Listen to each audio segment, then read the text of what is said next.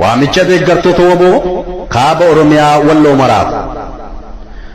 Waraanni bilisummaa Oromoo kaaba Oromiyaa Walloo keessa socho'u deeggartoota isaa fi kan bilisummaan dhiigaan argamti jedhanii amanan maraaf waamicha dhiheessee jiraamu.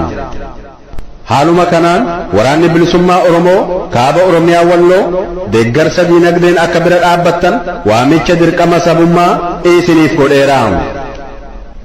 Akkasumas warroottan biyya keessa jirtaniif waraana keessatti akka makamtan waamicha dachee Oromiyaa bilisa baasuu waboo zoonii kaabaa Oromiyaa Walloo irraa isiniif dabreeraamu.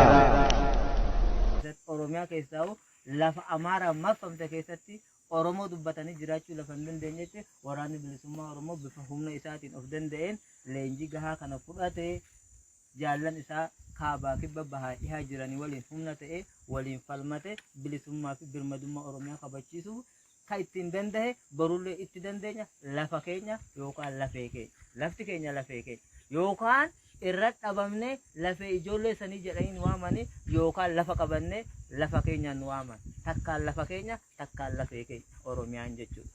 Kanaaf kanurra jiru dirqama nurra jiru hunda bahachuudhaaf lafee keenya osoo hin ta'in lafa keenya of waamuuf jabaannee hojjechuun nurra jira jechuudha.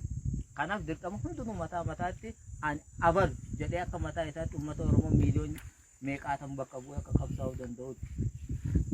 Dirqama sitti qabna dirqama nurra jirus akka Oromummaatti yaaduudha akka qabnu rakkoolee xixiqqoo fi waan jette waan haasafu sirii buulree wal dura dhaabbanne kaayyoo gootawwan kaleessa nun gahan kana akkan gufachiisne hadaraa isin dhaamna.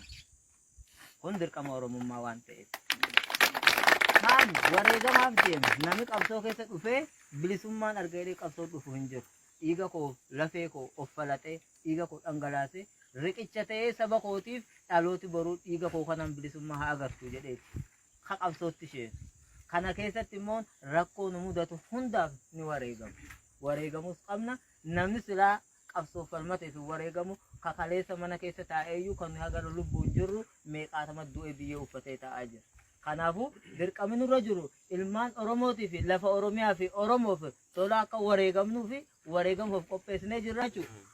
Kanaafuu jabaadhaa waan ulfaataa nurra jira amaanaa gootowwan kaleessaa nurra jira jaallan keenya qaqaalii meeqan nu bira hafee jira borus meeqatu hafuuf jira. Bilisummaan tolaan jiru jechuudha. Kanaafuu haala banaamoon akkan jiru kana keessatti akka feenee fi bakka feenetti akka nama tokkootii fi akka gareetti bakka jiru jajjabaannee qabsoon dirqama hunda keenyaan. Akkasumaami kanaafuu ni jabaanna wal jabeessina injifannoon kan keenya immoo.